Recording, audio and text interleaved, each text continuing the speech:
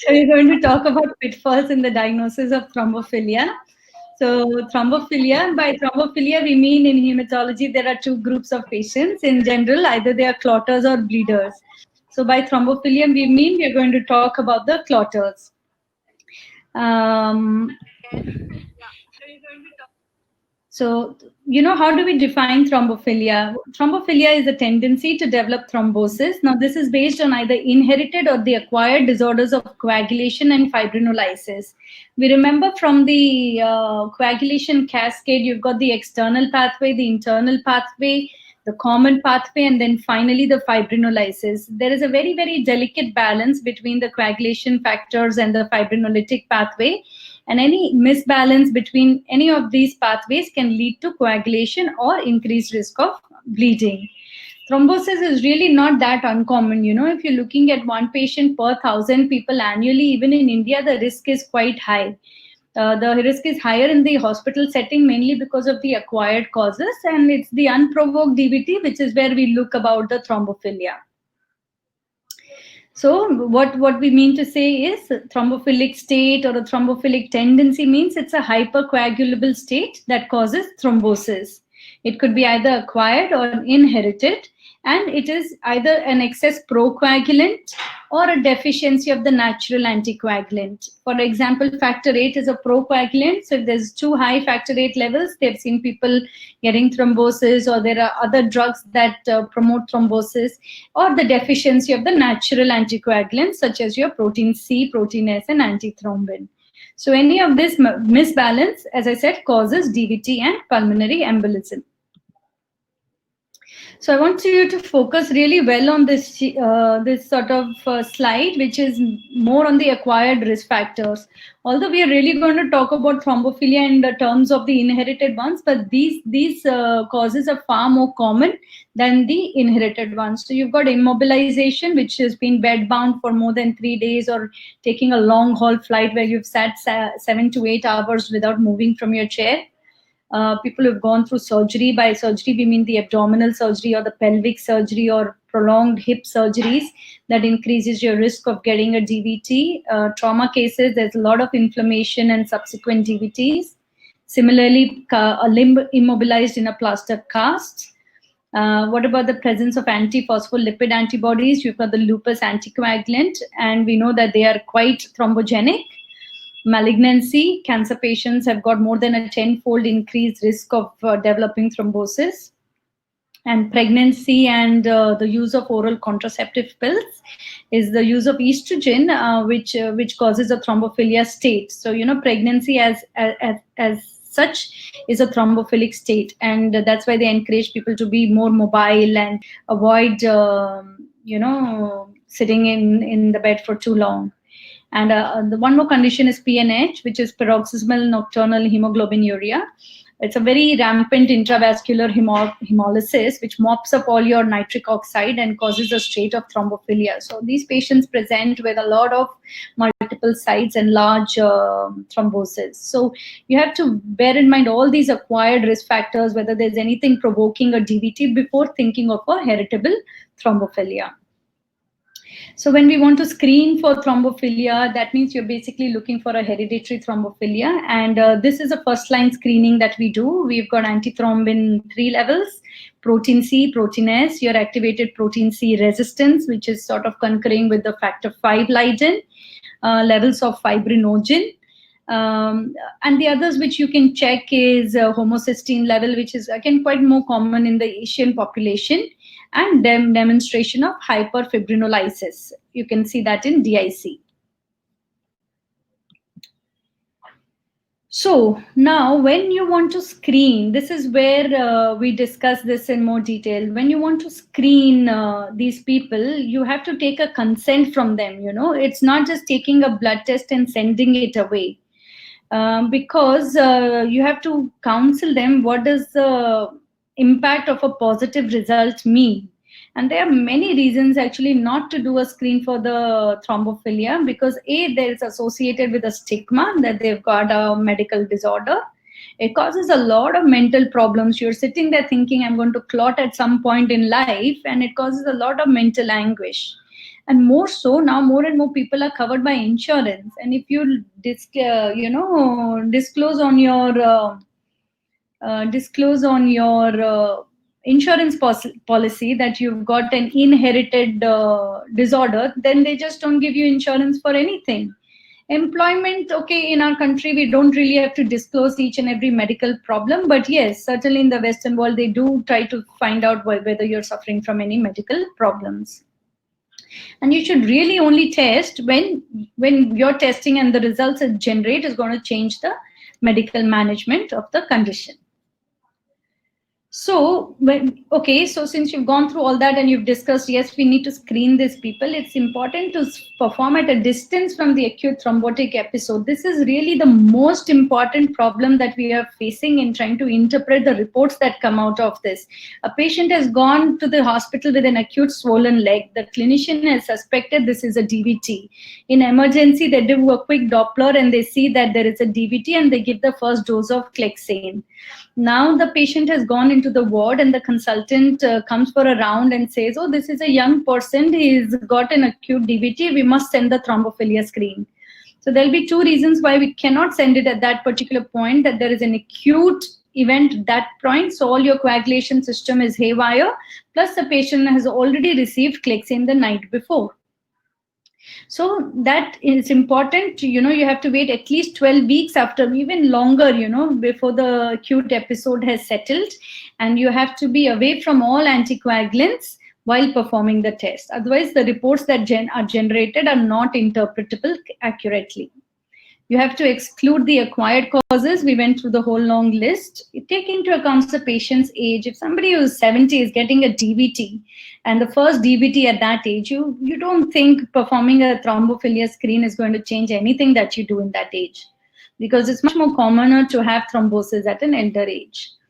Now, don't rely on the first report. This is also a very important thing, that one report you have sent, a protein S has come around 45%, and you can't label that patient as a protein S deficient patient. These should always be repeated on at least two values to confirm that the reports were not as an error of either sample collection, processing, or any other reason. As we discussed, you take non-anticoagulated patients because most of the anticoagulants will interfere with the assays. It's best not to perform these tests in pregnant patient. If they've got recurrent pregnancy loss, perform it at the time when they are at least 6 weeks post their miscarriage and are not yet pregnant again, and then do it at that point. Again, the history of if the patient is taking oral contraceptive pills is very important, because it's going to give you an abnormally low protein S level. So pregnancy, it's important. You have to take whether they've got a history of thromboembolism, whether the thromboembolism was in a family history of a first degree relative, if they have pregnancy loss at greater than 10 weeks of gestation, whether they've had a history of severe preeclampsia, severe IUGR or abruptio placenta, and if they've had repeated implantation failure. I think this is where perhaps thrombophilia screen can be used a bit more often than it is currently done, because we know that there are a lot of people who are doing IVF clinics, and there are many, many hospitals in IVF, and they go and they get repeated implantation failures, and some of them are put on Clexane, some of them are put on EcoSprint, but we don't know whether there's a underlying thrombophilia sitting that needs to be addressed more aggressively. So, there has to be some data from big IVF centers, what they have done about this. So I don't know anyone. I had spoken to one of the centers who were beside our hospital, and they said they would do it if they had better access to getting this test done, and what the cost for the test is going to be, because very rarely these thrombophilia panels change how we are going to treat our patients. I'm not going to go too much detail, but it is important to know how these natural anticoagulants work, because I don't know how many of the audience are actually from a hematology background. So protein C, it is an inactive precursor of the anticoagulant activated protease APC. So it is also vitamin K dependent. So when we, factor 2, 7, 9, and 10 are vitamin K dependent anticoagulants, procoagulant factors. clotting factors. So they get depleted. When they get depleted, even your protein C gets depleted. So patients with liver, when they're, your vitamin K deficiency, they are also prothrombotic, not just bleeding. So protein C is converted to activated protein C via the thrombin and the thrombomodulin. And this requires protein S as a cofactor. So this is where protein C and protein S work together. When this activated protein C combines with protein S, it enhances the fibrinolysis by preventing the degradation of the tissue plasminogen activator and the PI inhibitor. So what we are trying to say in this is protein C and protein S both work together. And that's where when we talk about APC resistance, this is the mechanism that comes into play. So if you can see this picture, this is one of the babies that I had been referred for, who presented with a big hematoma, or you can call it almost like a skin necrosis in the buttock. So we straight away suspected this is like a neonatal purpura fulminans because of its presentation. So protein C levels were, we couldn't send it from the child. I can't remember. I think they did send it from the child, and it was not interpretable because they had already given the plasma thinking that this is protein C. So we couldn't find the levels. So we tested both the parents, and they were very borderline. Looking at the reports, you wouldn't have suspected that they've got a protein C deficiency. But later on, genetic testings were done on both the parents, and both of them had the trait of the protein C. So they were asymptomatic, but the child had developed a homozygous protein C deficiency. So every time we gave plasma, things got better. The sort of necrosis started to heal, required lots of surgeries, plastic surgeries, multiple sites. I've only put in 2 pictures of thrombosis at various places, but he had multiple sites on the scalp, on the elbow, on the buttock, wherever the skin necrosis was there. So repeated plasma transfusion was given to the child to replace your protein C. That is not really the treatment. We can't keep giving plasma to the child lifelong. So, until their liver kicks in and starts making the protein C, we get protein C concentrates abroad. We tried to get that, but we were not successful in, procuring these things. The child, I think, went for liver transplant, and then I've got no further follow-up. But so, I think it's very important to recognize and diagnose these conditions. So protein C activity assays, this is very, very lab-based, and I really don't know how many people are here into the lab. So it's two-step assays are required for diagnosing these deficiency. You can get a clot-based and a chromogenic assays. Basically, you've got antigenic and activity assays is more important because, the types of protein C and S deficiency, it's all different based whether there is a deficiency just in the antigen level, or there is a deficiency of how the protein molecule works, so functional deficiency. So as I said, if you based on the clotic chromogenic, there are 3 types of protein C deficiency. Sorry, this slide is messed around. So, there are many states in the body that can cause a natural fluctuation of the protein C levels. So the levels can be low if it is DIC and in an acute DVT and PE. So that's what I was trying to say, is that don't do it when you have had an acute episode. Whereas you can get falsely high levels in diabetes, nephrotic syndrome, and patients on anabolic steroids. So careful drug history before doing the thrombophilia screen is also very important. All these things come onto the decreased level if you've got severe liver disease, post-operative patients, any patients with infection, malignancy, again, hemolytic conditions, patients who are on oral anticoagulants, especially the coumarins, vitamin K and syndrome, you get a low protein C levels. Again, those with vitamin K deficiency and in the neonatal period. So these all have to be excluded. Even if you get a low protein C level, it doesn't mean the patient has got an inherited thrombophilia. You have to make sure that these conditions were well excluded, and hence the need for the repeat test. Moving on to protein S, as we showed you in the previous slides, it is basically a cofactor of activated protein C. So protein S cannot work without the activated protein C. It is also a vitamin K dependent factor, and it forms a non-covalent complex with a C4b binding protein. So because of this complex, it's there in two forms, the total protein S and the free protein S. It's a free protein S that is very important, and that should be measured. Total protein S, if you measure it, it may not give you a true picture. This is an autosomal dominant disorder. Heterozygotes, like if you're a carrier, you have just a 6-fold increase in the risk of VTE, and homozygotes, like the protein C, cause the neonatal fulminance. And in fact, they can get warfarin-induced skin necrosis. Clinical interpretation, again, if you see protein S levels, there is a difference between male and female sexes. Levels are reduced in pregnancy, again, reduced by the use of OC pill, reduced on warfarin, and in inflammation. So you have to know your clinical history before we give out the reports. You can skip the slide. The other one, natural anticoagulant, is the antithrombin. It is one of the most important physiological inhibitor of coagulation. Serine protease inhibitor, suicide substrate inhibitor.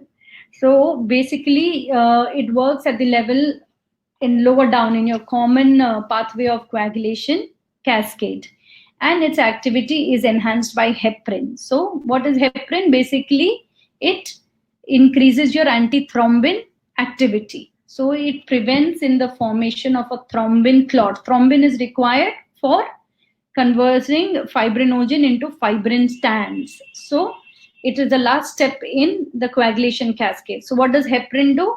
It enhances antithrombin, which blocks the thrombin and hence blocks your conversion of fibrinogen to fibrin sheath. So again, it is an autosomal dominant disorder, and it's very, very less frequent, even in the Western world. Heterozygotes have 5-fold increase, but homozygotes, like you see in protein C and protein S, you get a purpura fulminans. This is lethal in utero. They get very high risk of thrombosis. And more than 50% will experience at least one thrombotic event, and symptoms generally, if they are out of the neonatal, even in the heterozygous state, they will appear in the second or third decade. There's a very, very sort of stepwise approach for management of antithrombin in pregnancy. In India, I don't think we have antithrombin concentrates, but these pregnant women had to receive antithrombin concentrates in pregnancy.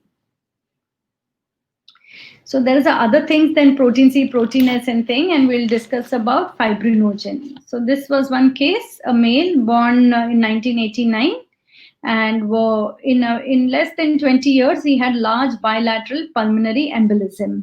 He also had an associated intracardiac thrombus. And at that time, when they did the screen, the fibrinogen by the Claus method was very low, 0.65. And the antigen level was 1.88. So if you just measure the antigen, then you see there is a discordance between the antigen and activity. We also check the reptilase time, which basically assesses the function of fibrinogen in our body, which was elevated. So he was put on warfarin with a target INR of 2 to 3.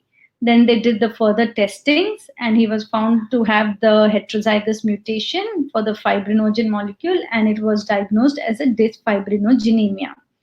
So I have not seen, in UK, we had a special thrombophilia clinic where we saw lots and lots of patients of dysfibrinogenemia and having either bleeding or having thrombosis. But we never see them here, I think partly because it's never been diagnosed. There are a lot of people who probably have it, but haven't just been diagnosed.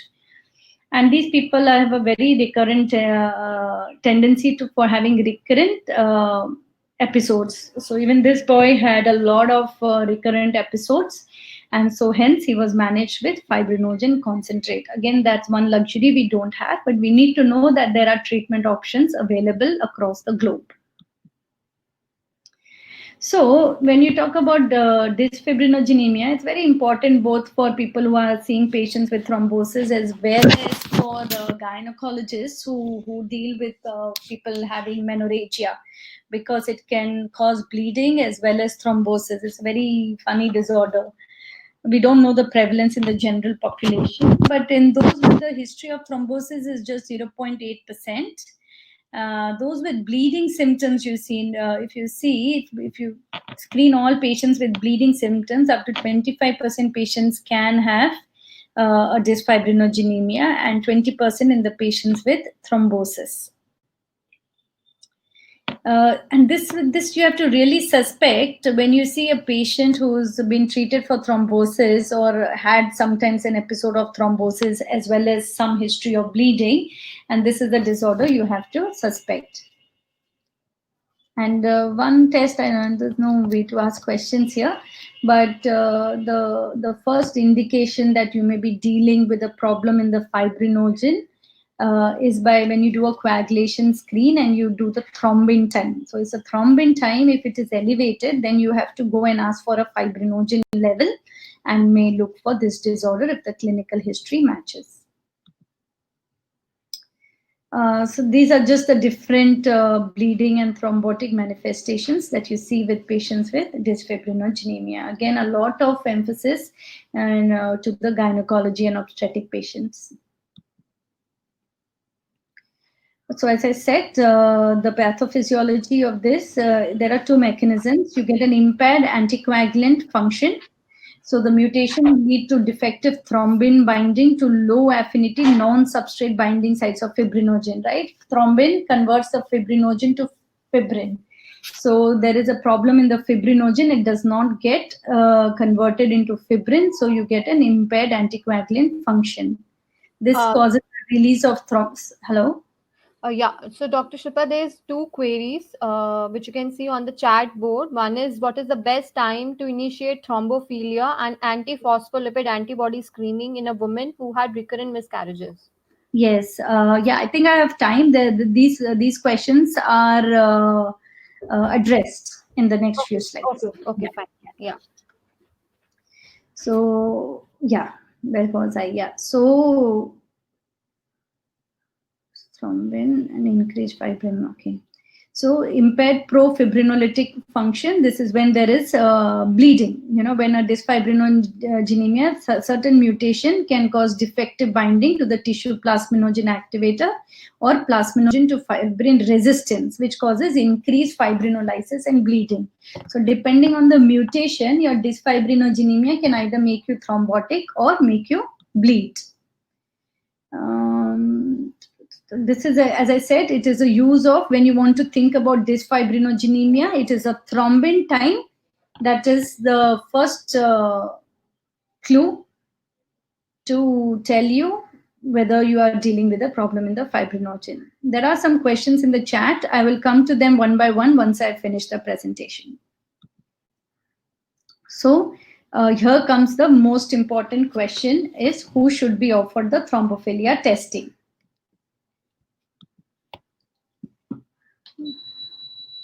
So who you are going to offer thrombophilia testing? You have got symptomatic patients who are young. By that we mean age lesser than 45 years.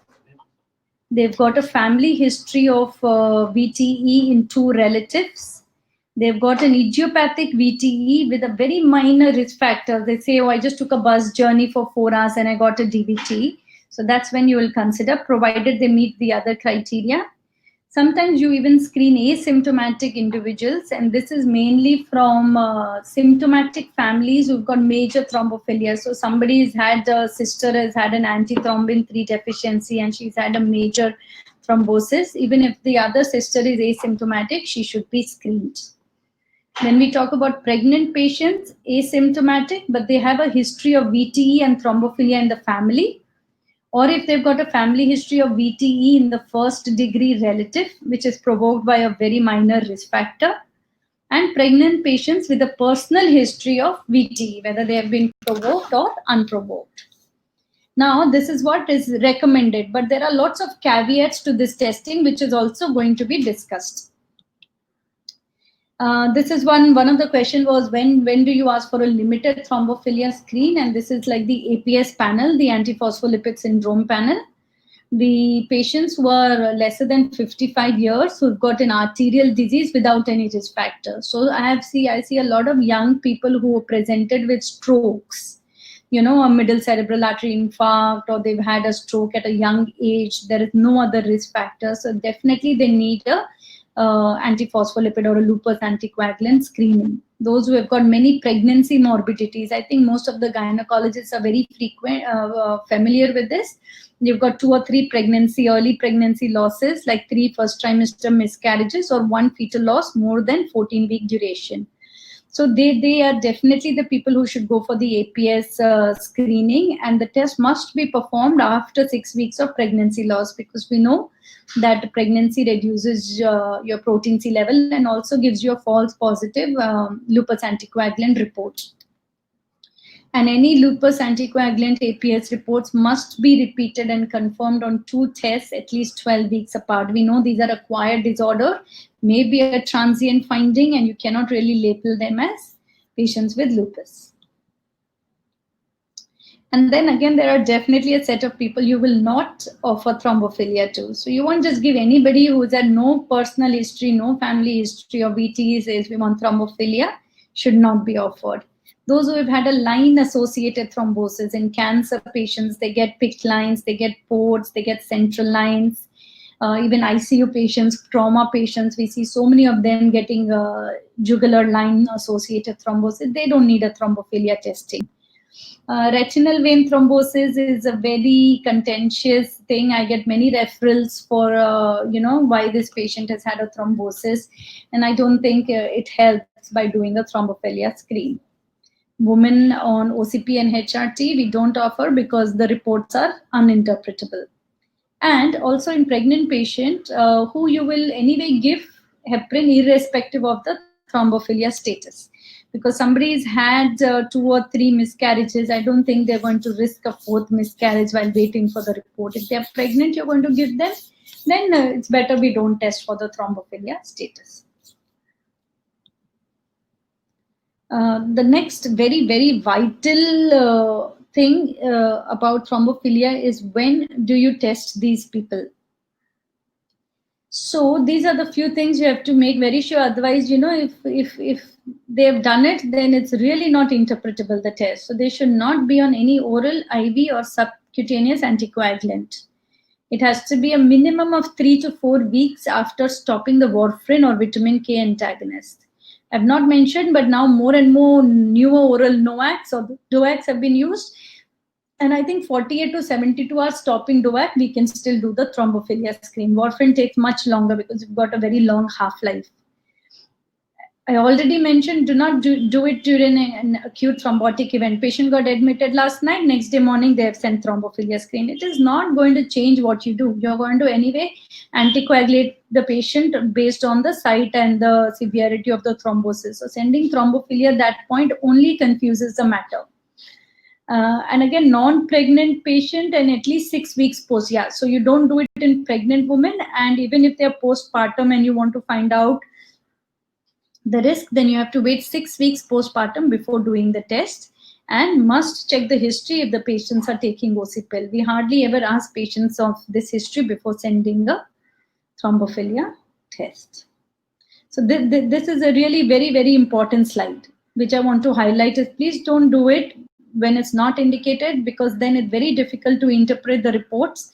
We saw initially so many people having combined protein C and protein S deficiency, which is there is a thing, you either get protein C or protein S, and there is also a disorder where you see it's called combined protein C and protein S deficient. And that in a country in Europe where thrombophilia is far more common, even in those countries, that incidence is very low. And you come here and you see, oh, this patient has got both protein C and protein S deficiency. That only says that is not the genetic form.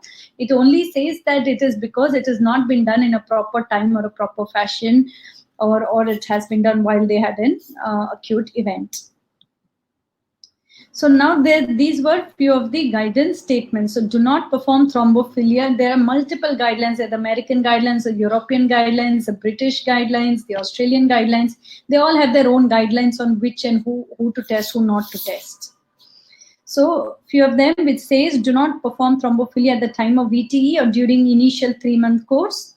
When testing, use 2-stage testing. This is very important actually, to perform a testing minimum of 3 months. I think one of the question does ask. So there are certain tests you can do during an acute event, such as the genetic testing or the mutation testing.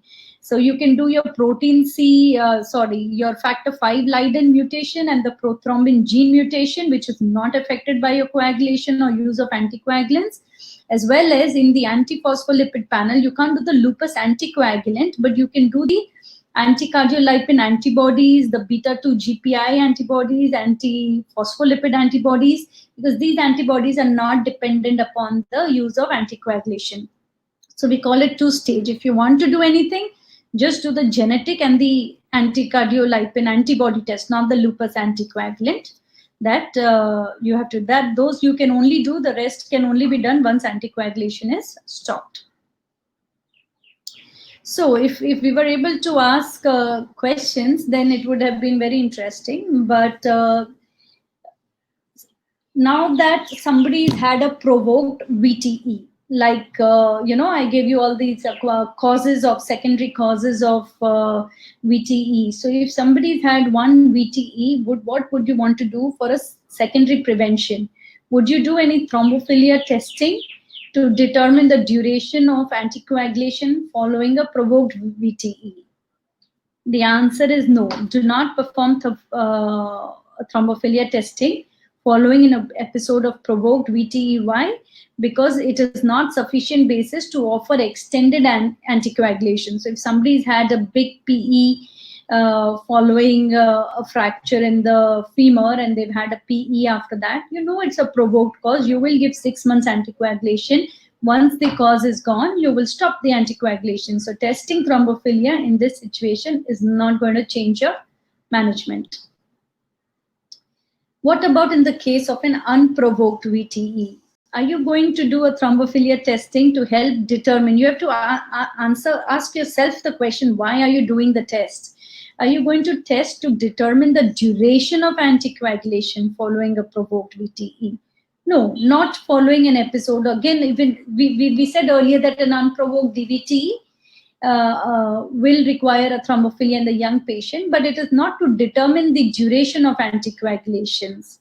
So for every of these rules, there are exceptions. So if you have a patient with an unprovoked VTE and a low bleeding risk and is planning to stop anticoagulation, then you can test for a thrombophilia because it may change the decision. We sometimes said if some young person has had a life-threatening pulmonary embolism, we suggest them that they stay on lifelong anticoagulation because they may not get a second chance. They may drop dead the second time. But if they say, no, I want to stop it and I want to see why did I get the clot? In that situation, you may say that, we can test for the thrombophilia. But what's important is a negative thrombophilia evaluation is not sufficient for us to stop the anticoagulation following an episode of unprovoked VTE. Okay, if a patient is willing to continue the therapy and say, I did a thrombophilia screen and it said, no, they don't have protein C, protein S, and protein antithrombin deficiency. But that doesn't mean that you're fine to stop the therapy. The fact that you've had a large clot in itself is an indication that you are prothrombotic, whether other tests are positive or they are not positive. So again, although we try to say there is a role for this, there are many very limited indications where they should be done and interpreted properly. Without the interpretation, doing these tests is absolutely meaningless. So now it's one of the question is primary prevention in female relatives of VTE patients considering estrogen.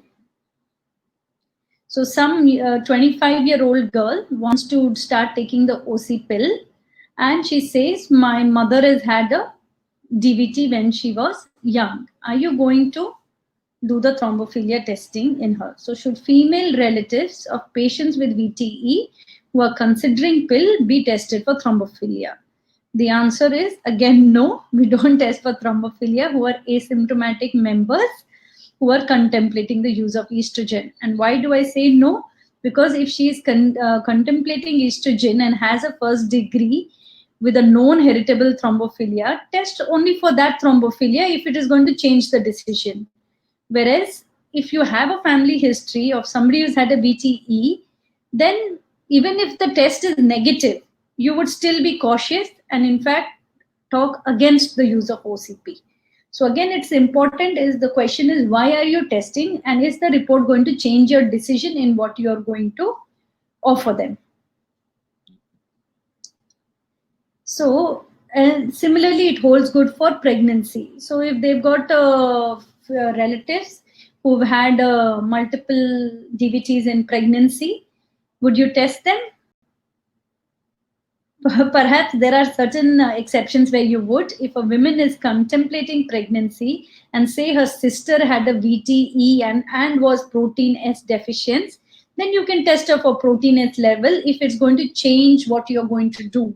So you know that one sister has protein C and she had a DVT during pregnancy, you're always going to give a heparin prophylaxis to your patient. So testing it again will not change, but it may be nice to know that she is also protein S deficient.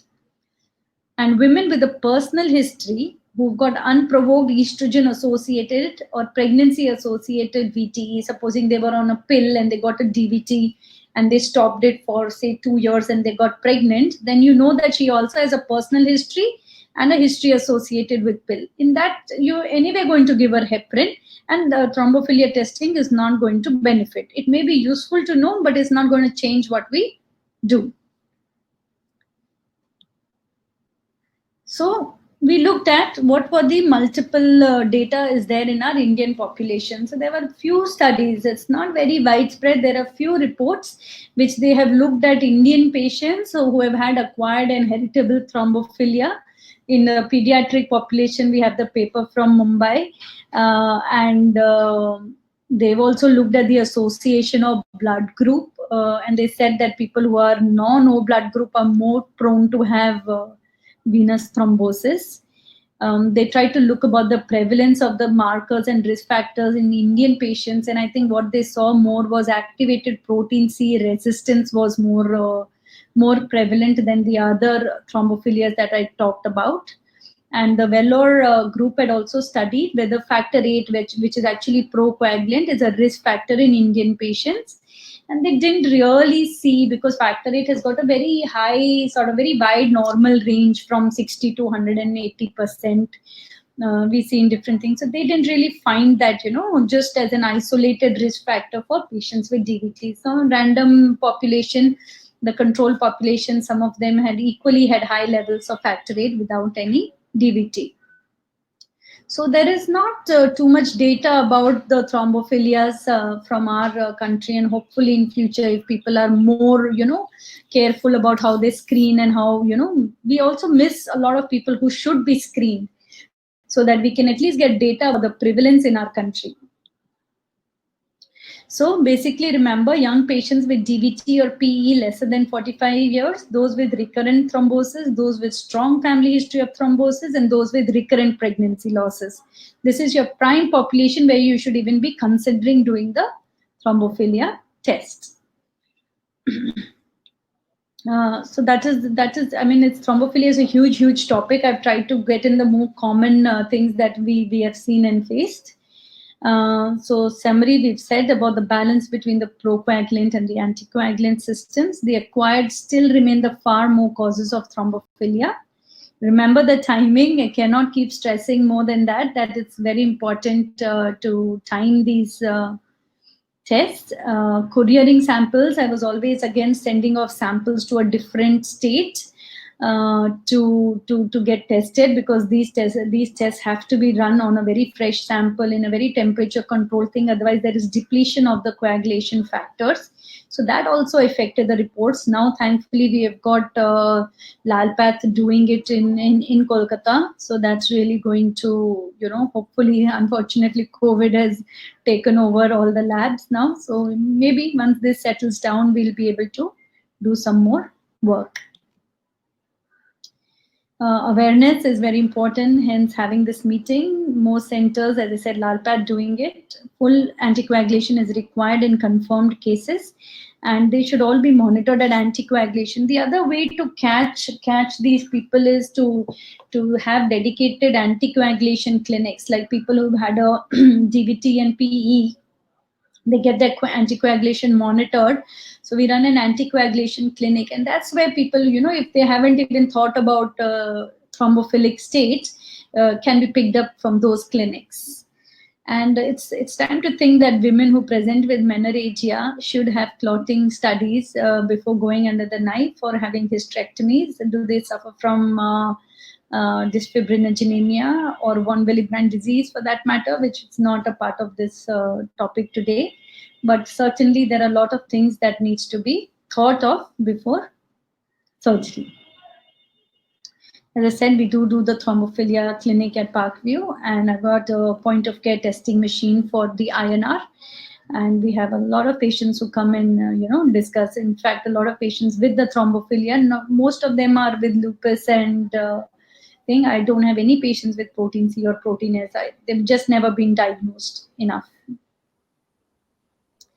So ma'am, there are a few questions on the chat board. Yeah. If you can just take all those questions. Yeah, we go from, is it up to down? We'll start from top down. So will we answer? What is the thrombosis recurrence rate in patients who've had an episode of VTE? Is there any recurrence predictor? Yeah. So the thrombosis recurrence rate, it's not very high. We don't have a number to that. And that also depends on the history of the, whether it was a provoked or an unprovoked cause.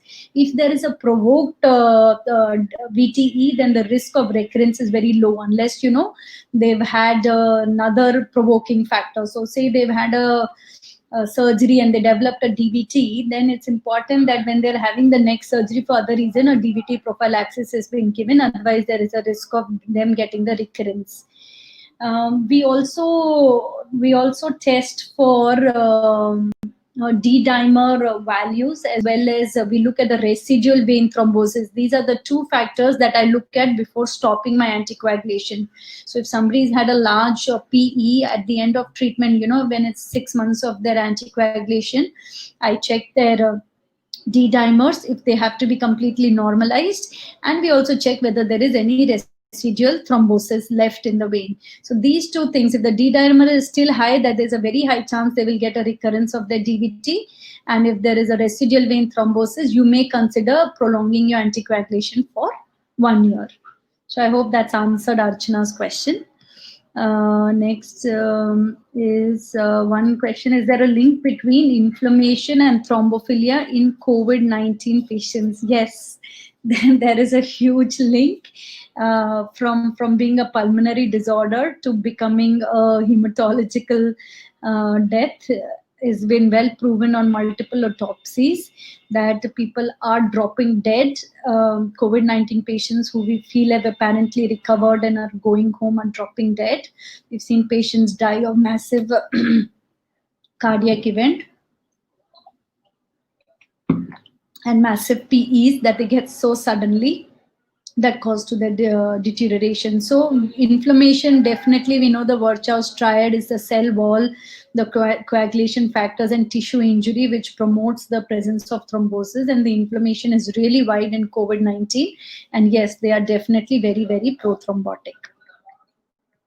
Heparin is now the cornerstone of treatment for all patients with COVID.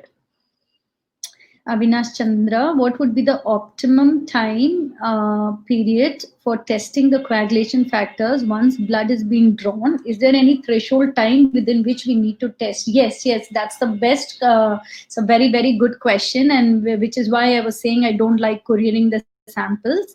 For any coagulation test, the sample should reach the lab and it should be spun to separate your plasma within 2 hours. If you can do the test immediately, that's very good. Otherwise, it should be stored at minus 20 degrees if you want to do it within the next week or two. And if you want to keep the sample stored for a very long time, then it has to be stored at minus 70 degrees to be able to rely on the reports. So these samples, which we centrifuge and send it off by couriers, and that's why I feel that they cannot give you a very good assay, because the factors will start depleting in the normal room temperature. Even if they do it in ice pack, it's not enough. It has to be at least minus 20 degrees. That has to be maintained throughout the time before the testing. Hope that helps. Preeclampsia and thrombophilia. Mr. Dheeraj Joshi, is there any direct correlation between preeclampsia and thrombophilia incidence? No, I don't think there is a direct correlation, but preeclampsia is far more common in pregnancy than is the incidence of thrombophilia. But we have seen in some patients who have a thrombophilic tendency have had preeclampsia. Direct association, I don't think so. I will have to check anyway. I have to confess for that. Mr. Vikas Sharma has asked, is it worthwhile to straight go for mutation studies? Perhaps not, because sometimes the genotypic reports do not match with the phenotypic. They may have a mutation that is there, and not for all the tests. If you go straight for mutational analysis, they are very, very expensive, very limited centers who actually do this. And you will still have to go for your level of assay to try and define the type of deficiency they have got, the level of severity of the factor things. So going straight for mutation studies is a no. Ratima, what is the best time to initiate thrombophilia and antiphospholipid screening in a woman who has had recurrent miscarriage? I think we've answered that. It has to be 6 weeks after the miscarriage has taken place. Another question is, what's your opinion on the best approach to distinguish inherited and acquired thrombocytopathies? Sticky platelet syndrome. First thing, best approach is a good history. I think if you've taken a very good history to rule out all the acquired causes of thrombosis, then you'll be able to, a good history, whether it's personal history or a drug history or a medical history or a family history, that's the way you'll be able to think about which is better. Some lab assays may be able to give you and think, but otherwise, I think it's the history. The whole thing is on history. That's why I say, even if a sample goes to a lab and they don't have the history, they can only give you values. They can't give you what to do with those values. That is up to the clinician to evaluate. How much is the need to do genetic testing? Not very much, but then it's not zero either. It's important to identify the families who are struggling with the sudden thrombosis, especially in the younger population. It's important to know when to take prophylaxis. Today, a healthy person can go for surgery without much DVT prophylaxis, but if they've got a very strong family history, then you would give them prophylaxis. People are traveling much more. There's a very strong family history and there's a thrombophilia in the family. They will get prophylaxis on long haul flights. We do give them injections of heparin after a flight change every 6 hours. If you're traveling from here to America, you may need to take 2 injections before you land. So yes, I think it is important that we identify these people and prevent deaths.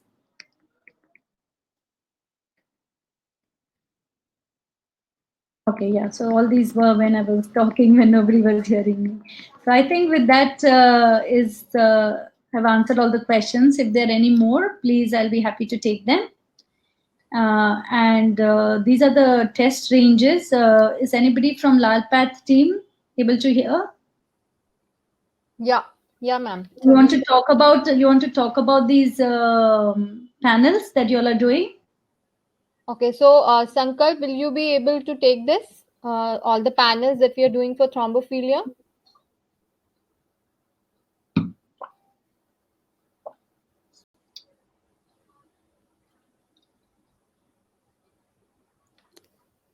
Sankalp, are you there?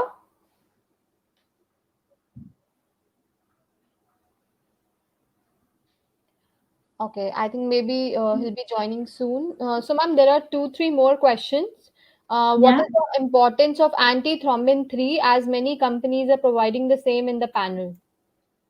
Yeah, antithrombin 3, as we discussed, antithrombin 3 deficiency is one of the most highest risk of getting a clot if you have been diagnosed to have antithrombin 3 deficiency. In pregnancy, people, they have a very high pregnancy morbidity. That means pregnancy losses. Even women get DVT and die of clots unless they are given antithrombin 3 concentrates. So its value is as much as protein C and protein S equally. Antithrombin, the prevalence of antithrombin 3 deficiency is less, but it has to be diagnosed because these are the people who are most likely to develop a clot. Okay. So that should be done. Antithrombin 3 has to be done. It's same in the panel. It's not just adding a test in the panel. It's quite an important test to be added in the panel. So, ma'am, like if for thrombophilia, if we transport the sample in ice, so will it solve the purpose? Ice, as in frozen ice, dry ice, is a Dry ice. minus 20 degree will be maintained for a short. There has to be very strict audit on that. There are things that come in minus 20 degrees. We've got stem cells and everything going from one part of the world to the other. So there are, unless you've got a very strict audit on this, I'll be very reluctant to send it. Are they going in dry ice and the temperature maintained throughout till the time they reach the lab? If they are going at minus 20 degree in dry ice with proper courier, with proper monitoring of a cold chain audit, then it can be done. Otherwise, no. Okay, so these are the thromboembolic disorders panels that we are doing. Sankalp, will you take this? Hello, can you hear me now? Yeah, you're audible. Okay, I just refreshed my network. So thank you very much, first of all, Dr. Shilpa. By concluding this topic, we can see Dr. Lal Patsav has got complete range on which can help you to cover all the things that we just discussed. We have a comprehensive profile in which you can find protein C, protein S, antithrombin activity, along with the factor V lead-in mutation, prothrombin gene mutation, MTHFR gene mutation, as well lupus anticoagulant. We also have got a total profile in which, addition to that, we can get homocysteine quantitative and beta-2 glycoprotein along with cardiolipin antibodies and factor V functional activity.